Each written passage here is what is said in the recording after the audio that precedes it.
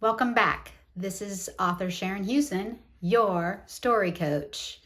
Today, we're going to talk about how to finish that book that you're writing. I would like to say in 7 easy steps, but more likely it's just 7 tips to help you get there.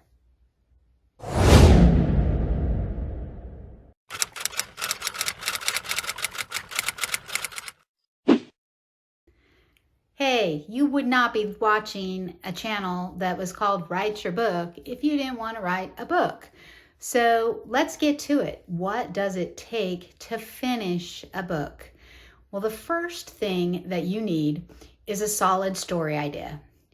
Now, I get a lot of questions about this in my coaching group about what makes a solid story idea. How do I know this is a good story idea? So I will be making a future video about that very topic. But for me, what makes it solid is that you are excited about it. You think readers would be excited to read it, because usually the purpose of writing a book is so that someone will read it. And that you have a clear idea about the character, what they want, and their goals, so that you can carry the plot out to have them attain them or not obtain them. So once you know you have a solid story idea, then you need to work on this second thing, which is be committed to the story. Because there are story ideas that you should quit. A lot of people are like, oh, I'm never going to finish this book. Well, maybe it's not meant to be finished. If it's not a solid story idea that you're excited about, it might be time to find a new story idea. But once you settle on the best story idea that you can come up with, be committed to that. It's not easy. Anyone who said writing a book was easy has never written a book. That's my thought on the matter. And it's not going to be easy. There will be days when it will be hard to write the book.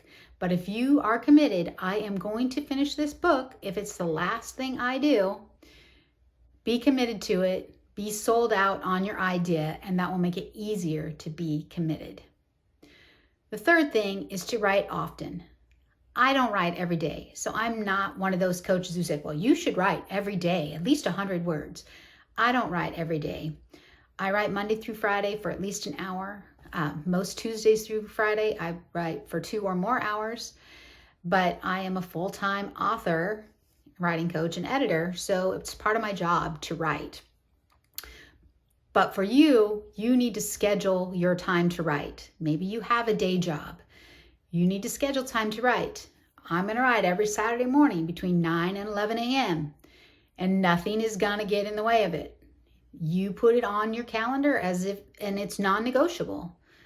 I'm doing this. If you have kids, sorry, I'm not here. I'm not available between this time. If you have don't take your phone to your scheduled writing place. Don't turn off your Facebook notifications if they pop up on your laptop. Whatever it is, give yourself the distraction-free time to write, and write regularly. If you can only write on weekends for a couple hours, then schedule them in and commit to doing that. Oh, did I just use be committed again? I did. Imagine that. The fourth thing you need to do if you want to finish your book is give yourself targets. Now, notice I didn't say deadlines, because those a lot of times will send our inner creative hiding in a corner because they feel too much pressure from deadlines. And I didn't really say goals. I said targets, because a target, it has a bullseye, right? But there's also outer rings that are still scoring you points when you hit them. A target is something to aim for, because you will, as was it Annie Oakley who said, you will miss 100% of the shots you don't aim for or you don't take. So you have to aim, because you're not ever going to hit what you don't aim for. I mean, you might have a chance of reaching what you do aim at. So set yourself a target. I'm going to finish this chapter by X date and time. I'm going to have the first half of it be halfway done with this draft by date.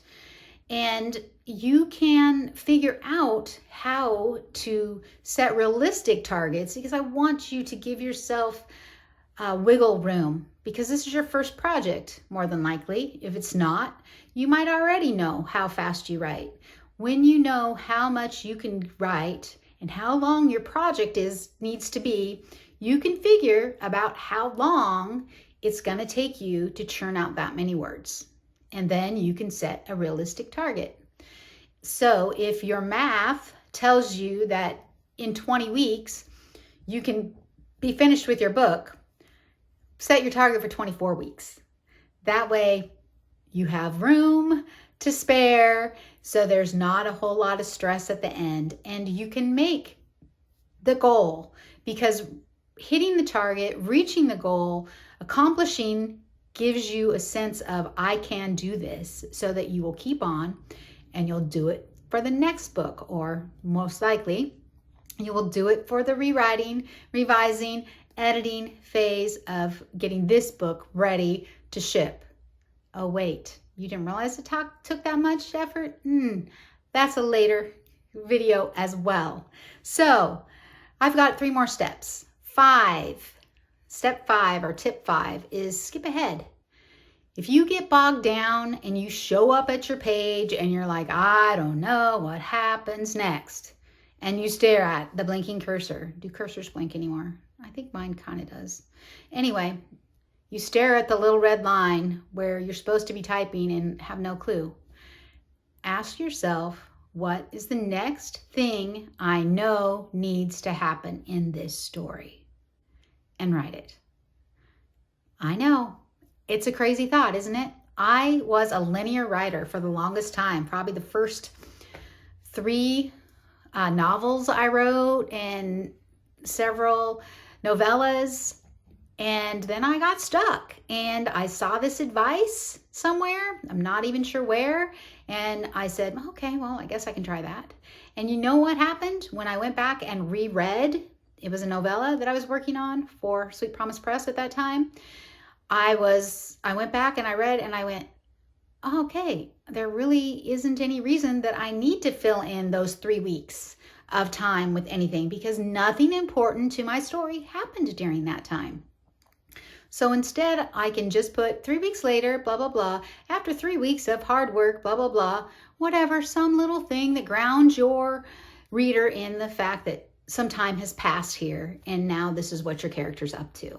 So don't be surprised if the same thing happens to you, that you don't need a hole. But if there is a hole and you need to fill it in, a first draft can be full of holes, my friend. It does not need to be a watertight ship. It is not sailing anywhere, because you will have time to revisit those holes and plug them up with good solid scenes on your rewriting and revising pass.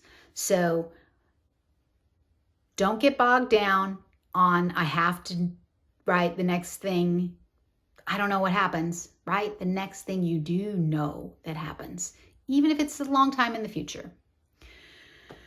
The next thing that I highly recommend, tip 6, is that you find a support group. Now, yeah, I would invite you right now to join Write Your Book Nook. Links down below. You hear me talk about it every week. But the truth is that the value of having connections with other writers is incalculable. You cannot put a price on it, because there's no one else who will understand the frustrations, who will understand the excitement, who will have any clue what you mean when you're blocked and you've written yourself into a corner, and people are like, what do you mean you write yourself into a corner? Hey, other writers will know exactly what you have done here, and they'll understand. And in a group, even maybe they don't have advice, but they have encouragement. They have, oh, I did the same thing once, it feels horrible, But there will be people who will go, well, what about having your character X, Y, Z? What about this? There's someone wrote, if your plot starts lagging, have a gun go off. Maybe there's no guns in your story, but it's something that then adds what's going on, what happened, right? And you can write it. There are also, there's just something about, I wish there would have been online groups when I started writing more than a decade ago, when there wasn't really even internet. But there wasn't, and there wasn't a local group because I lived in a smaller community. And so there was no one. The isolation was overwhelming, and that in itself can bog you down so you can't create and make you want to stop. So find a support group. It's so easy to find them online. And you never know. I have the first support group that I found online years ago when I got a contract for my young adult fantasy in a short story. I'm still friends with 3 of the writers in that group, and we still correspond by email and still help each other with our projects and are supportive to each other. So you can find and make real friendships with writers because you need a network, a support network for this writing thing, because you have to write alone, but you don't have to take the writing journey alone. So find a support group. I highly recommend Write Your Book Nook. And number 7, just do it. Yes, I know Nike made it famous. I don't even like the word just because it really doesn't have much meaning in this context. Do it. Make your schedule, your time, sit down, write. Write the words, do the work. You don't feel creative, write anyway. You think it's trash, write it anyway. You can edit a page. You can edit words, you can revise, you can fix them and polish them, but you can't edit a blank page. And you will never finish your book if all you have are blank pages. So sit down, do the work, get the words on the page so that you can move to the next step with the exciting claim that I wrote a book, because that is a big, huge accomplishment, very exciting. So all the links to the group, to my newsletter are below. If you found this video helpful and you think it would encourage some writer friends, please share it. And I hope that you have subscribed. Just hit that subscribe button below there so you'll be notified when the next episode goes live. But until then, my friends, keep writing.